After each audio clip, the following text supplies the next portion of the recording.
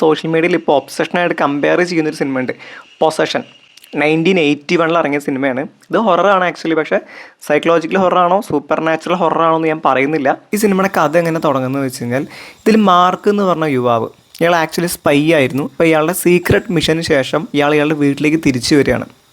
അയാളുടെ വൈഫിനെയും മകനെയും കാണാനുള്ള സന്തോഷത്തോടെ തിരിച്ചു വരികയാണ്. പക്ഷേ ഇയാളുടെ വൈഫിനെ കാണുമ്പോൾ വൈഫ് കംപ്ലീറ്റ്ലി ഇയാളായിട്ട് ഇമോഷണലി ഡിറ്റാച്ച്ഡ് ആയിട്ടുണ്ടായിരിക്കും. പക്ഷെ എന്താ റീസൺ എന്ന് ഇയാൾക്ക് മനസ്സിലാക്കാൻ പറ്റില്ല.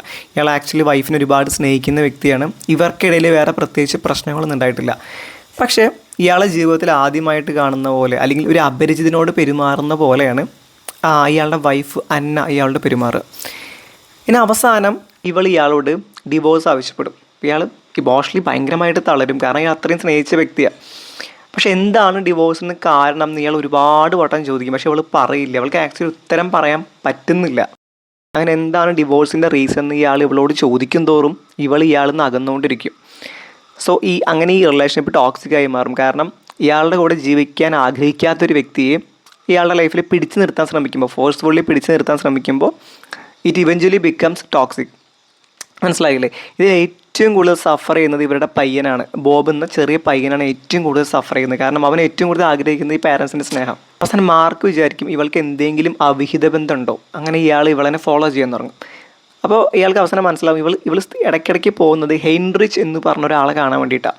മാർക്ക് വിചാരിക്കും ഇവരുടെ ഈ ദാമ്പത്യ ജീവിതം നശിക്കാൻ കാരണം, ഇത് എൻഡ് ചെയ്യാൻ കാരണം ഈ ഹെൻറിച്ച് എന്ന് പറഞ്ഞ ആളാണെന്ന്. പക്ഷെ അതൊന്നും ആയിരിക്കില്ല റീസൺ. ഈ സിനിമ പ്രോഗ്രസ് ചെയ്യും തോറും ഇവൾ ഭയങ്കരമായിട്ട് ഓക്വേർഡായിട്ട് സ്ട്രെയിഞ്ചായിട്ട് ബിഹേവ് ചെയ്യാൻ തുടങ്ങും.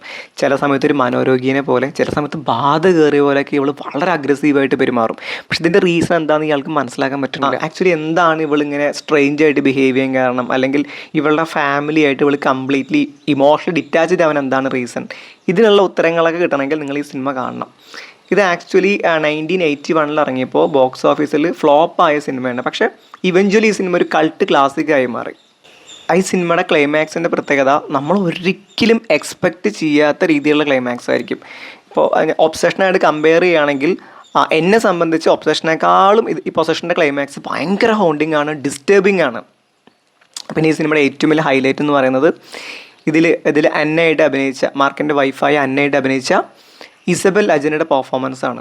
ഒരു രക്ഷയില്ല, ഭീകര പെർഫോമൻസ് ആണ്, ഗംഭീര പെർഫോമൻസ് ആണ്. ഇതൊരു സിമ്പിൾ മൂവി അല്ല, അതിന് ഒരുപാട് ലെയേഴ്സ് ഉണ്ട്, ഭയങ്കര കോംപ്ലക്സ് ആയ പടമാണ്. അപ്പോൾ ഈ സിനിമ നിങ്ങൾക്ക് ഇഷ്ടപ്പെടുമോ ഇല്ലേ എന്നുള്ള കാര്യത്തിൽ എനിക്ക് ഉറപ്പ് പറയാൻ പറ്റില്ല. പക്ഷേ ഒരു കാര്യത്തിന് ഉറപ്പ് വരാം, ഈ സിനിമ കണ്ടു കഴിഞ്ഞാലും നിങ്ങളുടെ മനസ്സിന്ന് പോവാൻ കുറച്ച് ദിവസങ്ങളെടുക്കും. അപ്പോൾ പൊസഷൻ കാണാൻ താല്പര്യമുള്ള ആളുകൾ ഈ സിനിമ കാണുക, നിങ്ങളുടെ അഭിപ്രായങ്ങൾ ഷെയർ ചെയ്യുക. അപ്പോൾ ഓക്കെ, ബൈ ബൈ.